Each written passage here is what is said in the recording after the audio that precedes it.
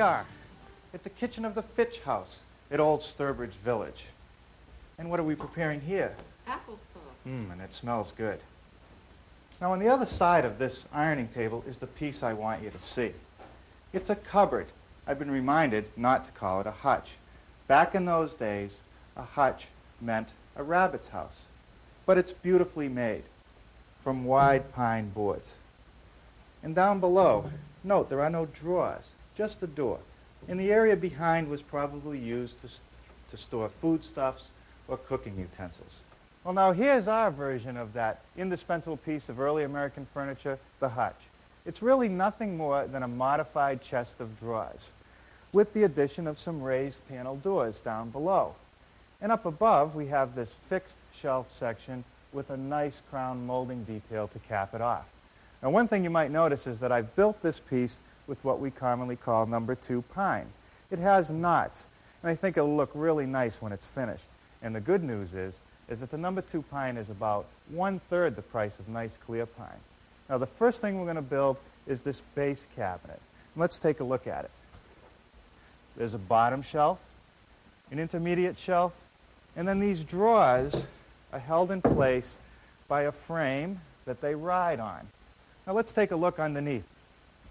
Now, the sides and the top are held together by yet another frame.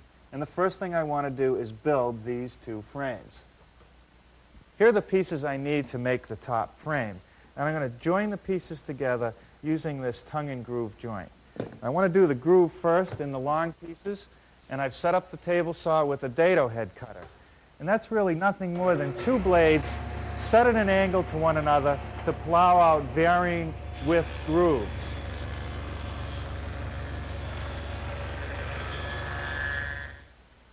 That takes care of the grooves. Now I'm ready for the tongue. I've made a couple adjustments.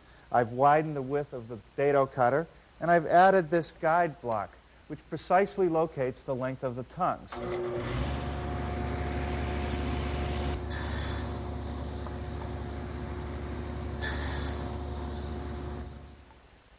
The frame that the drawers ride on is built exactly like the top frame.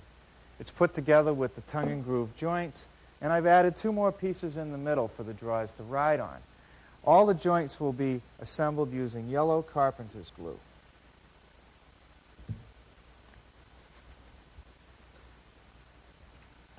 Okay, with it set in place, I'll secure it with a little brad. Before the glue sets up, I'm going to check the frame for square. And when the 2 diagonal measurements are equal, I know I'm all set.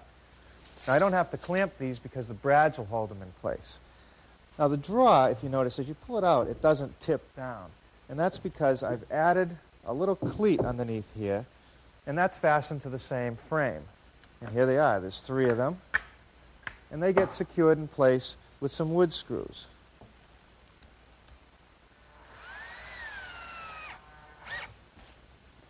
The sides of the hutch have been made from 2 boards which have been glued together. After all, we can't buy 16.5-inch boards anymore.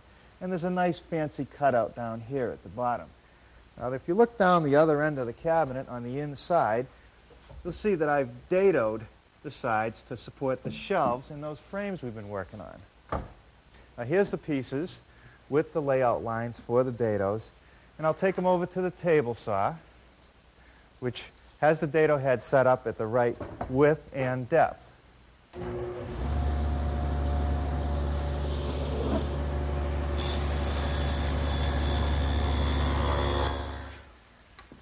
Well, that takes care of the dados for our bottom shelf, the middle shelf, and for the drawer frame. But for the top frame, I need a rabbet joint because the frame will sit flush with the top of the side panel.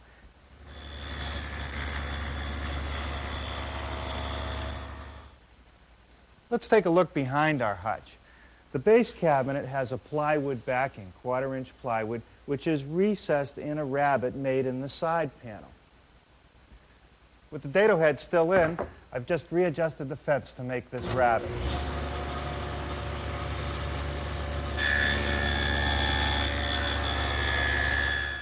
Well, there's no better time than now to cut out this decorative detail in the side panel.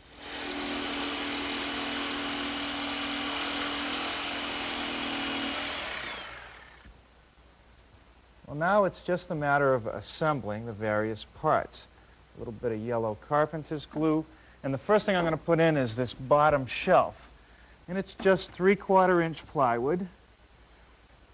And I'll hold the shelf in place by toe-nailing some 4-penny finish nails in from the bottom.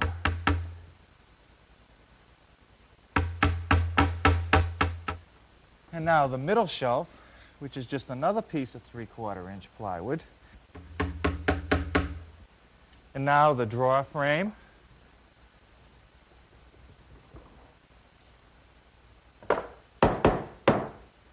With this assembly sitting on the floor, which will make it easier to put this other side on, I've had to put all the glue in all 3 dados because I have to do all 3 shelves at one time. So I'll carefully slip it together and nail it up.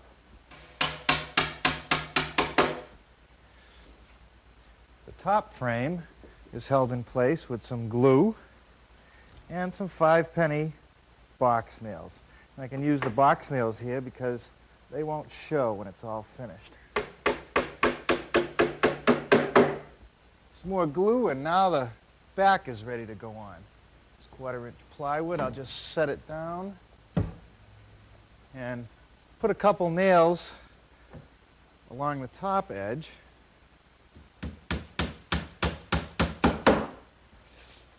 Okay, now by checking the diagonals, we'll see if it's square.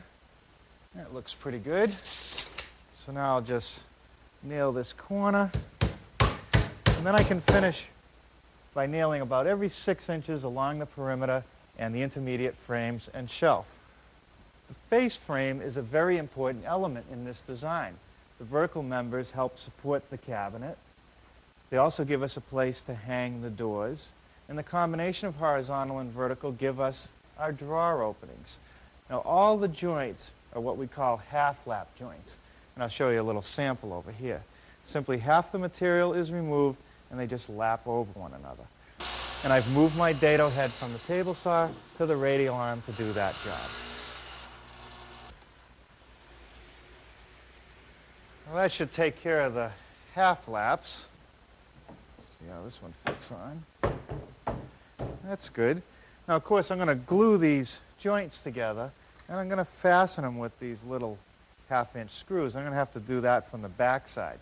But before I can drive any screws, I'm going to have to drill a counter bore so that I don't take a chance of splitting any of the pieces of wood.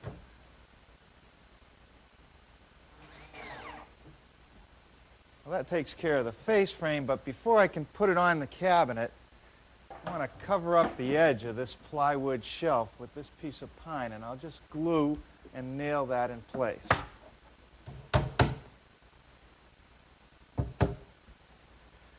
Now the face frame can go on with some glue and finish nails.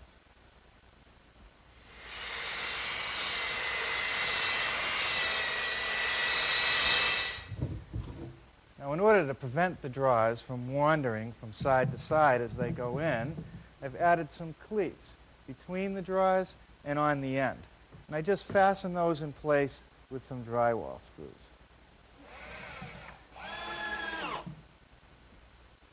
Now, here's my top, a couple boards that I glued up and let set overnight. And the first thing that I'm going to do is scrape off this excess glue and sand it down.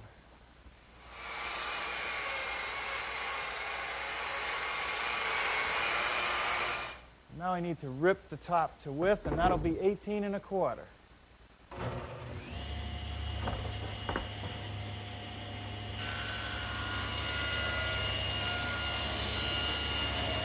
Well, now I have to square up and cut the top to length. And to do that, I'm going to use this big homemade T-square, which just rides in the guide of the saw. And the first thing I'm going to do is square up one end.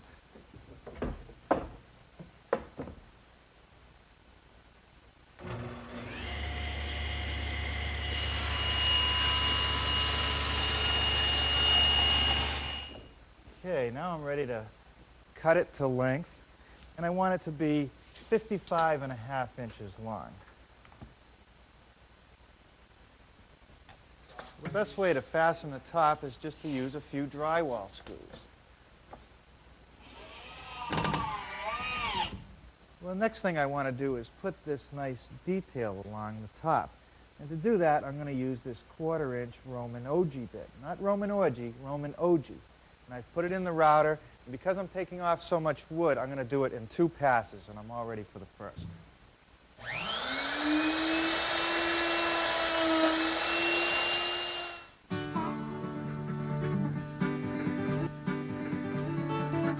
I've clamped a piece of one of the shelves in the bench vise, and I'm going to route it out using a 1/4-inch veining bit set up in my router.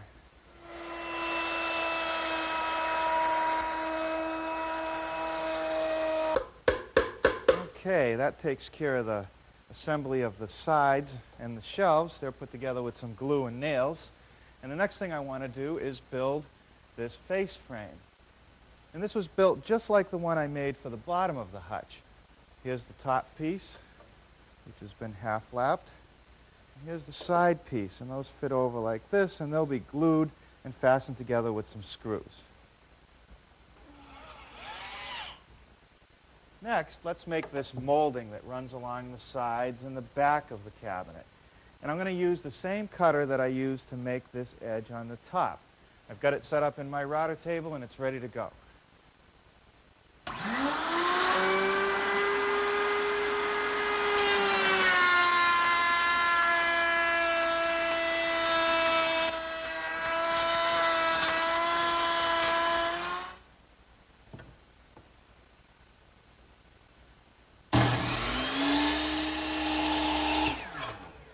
With the upper part of my hutch set upside down on the floor, I'm ready to fit this piece of molding right here. I have a short piece which is mitered on each end. I just turn that around and butt the mitered end up against the face frame, and then mark the length on this edge. And I'll just turn it around, end for end, and butt it against this face frame, giving me the length of the other piece. I'll cut these over here on my miter box, which is already set at a 90-degree angle.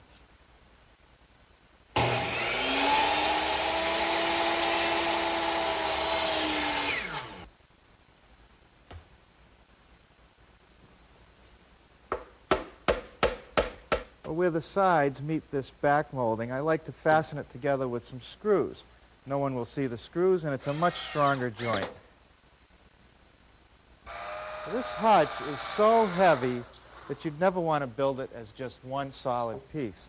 So I've put a few dowels along the bottom of the top piece, and that'll align it with the base, yet make it removable and still secure. These marks will precisely locate where I have to drill my holes in the base.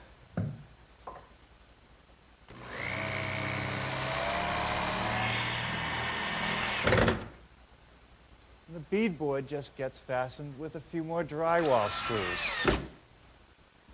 Okay, let's turn our attention to this molding detail. It looks complicated, but it's really not that bad. The first thing I want to do is make this 1x3 band. And I've got one underway over at the workbench. Now the corners are put together with some little glue blocks and screws. And what this does is just helps to reinforce the joint. Now you'll also notice that I've held these little blocks up about 1/4 of an inch, as well as this center block. And that's so that when I put this assembly on the top frame, it'll lap down onto the face frame 1/4 of an inch. And this assembly is held in place with a couple screws. Next, I'll put a line on that band about 3/4 of an inch down from the top edge. Next, I want to make this little backer block right here, which is beveled at 40 degrees to match this molding.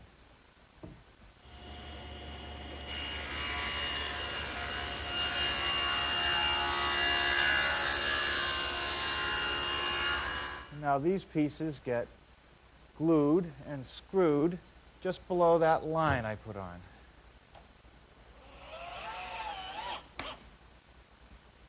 Cutting crown molding is definitely a challenge. What I like to do is simulate what's happening in the field back here in my miter box.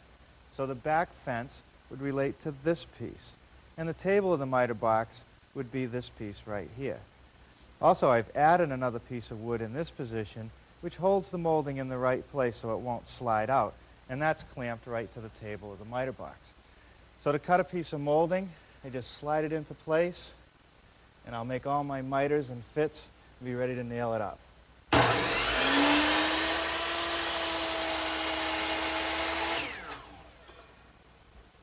A little bit of glue on the corner joint of the molding, and before I put that up there, you can see how important this bevel strip is, because that's what I use to fasten all the moldings.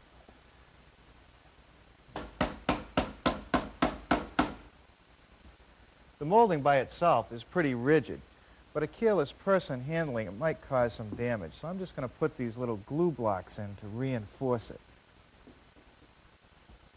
All right, that looks pretty good. Now I'm ready to turn my attention to the drawers and doors. I'll make the doors first, and I want to make a raised panel door. And over here on the workbench, I'll show you the different elements. There's two stiles and a top and bottom rail. And then there's two pieces of wood that have been glued up about 13 inches wide, forming a raised panel. Now the stiles and rails will be grooved, and they'll help secure the panel in place. The rails are grooved all the way across, but the stiles, I have to stop them a little bit short of the end because I don't want that groove to show through at the top edge. And I'll do that right here on the router table. I've put a couple indicator marks on so I know where to drop the piece on and to take it out. I'll make my raised panel right here at the radial arm. There's a molding head in here with 3 cutters installed in it, which cut the profile of a raised panel, and it sure makes the job easy.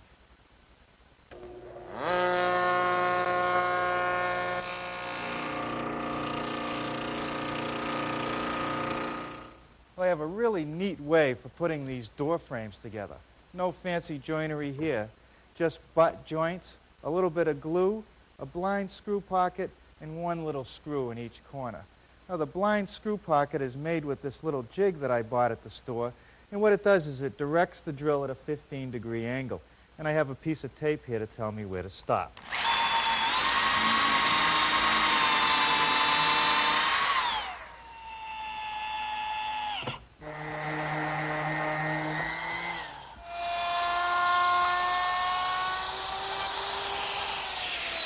Well, now it's just a matter of rounding over all 4 edges of the door with a 3/8 rounding over bit. The doors also have a rabbet on the back side, on all 4 edges, and that's so that they'll just overlay the face frame. And I'll do that over here on the router table, which is set up with a 3/8 inch rabbeting bit.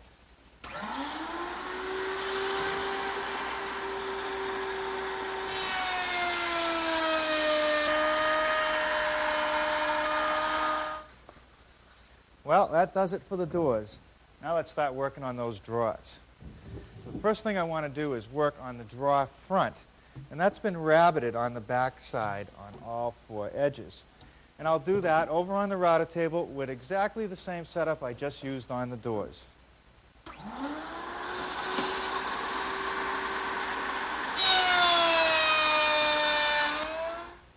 What I have here is a dovetailing jig, and this combined with my router allows me to make dovetail joints like this.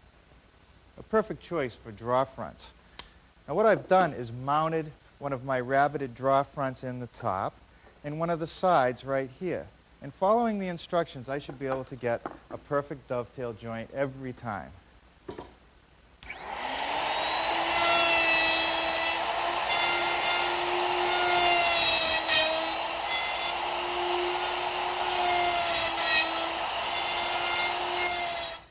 Now the back of the drawer is joined to the side by a dado joint.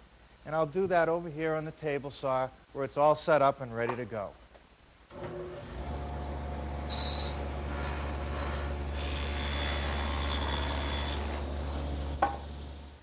This groove right here in the side of the drawer will receive the plywood bottom. And I make that groove over here on the table saw with the dado head set up.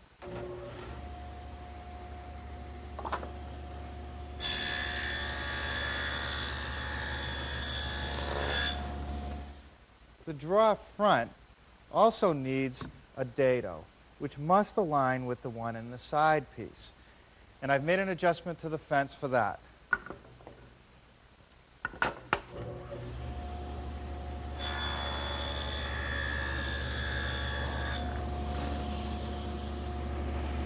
The draw front is rounded over and has a little lip on the edge. And I'll do that with the router table and a 1/4 inch rounding over bit.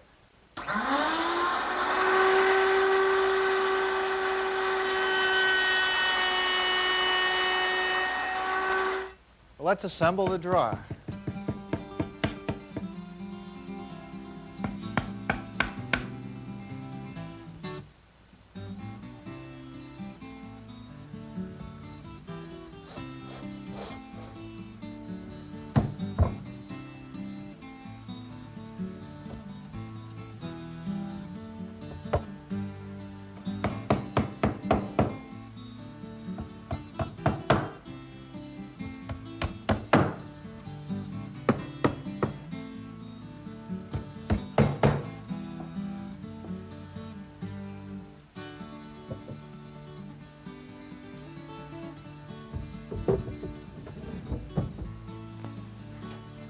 Well, we're all set except for the hardware and the finish.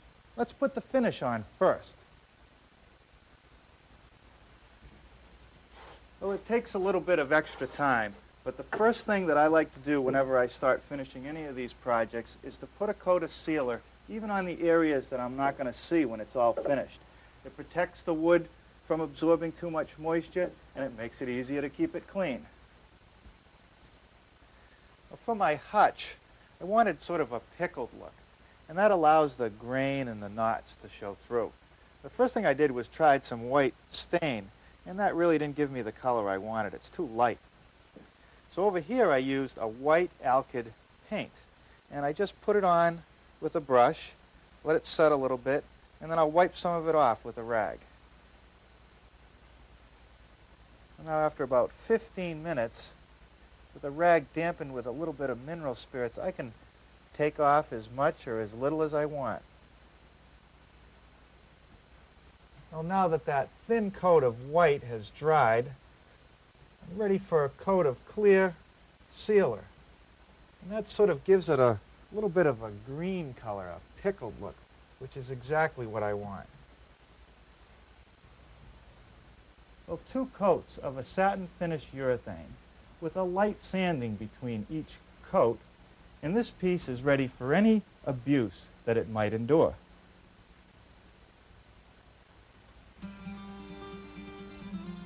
I don't know what it is about this hutch, but everybody that sees it wants one.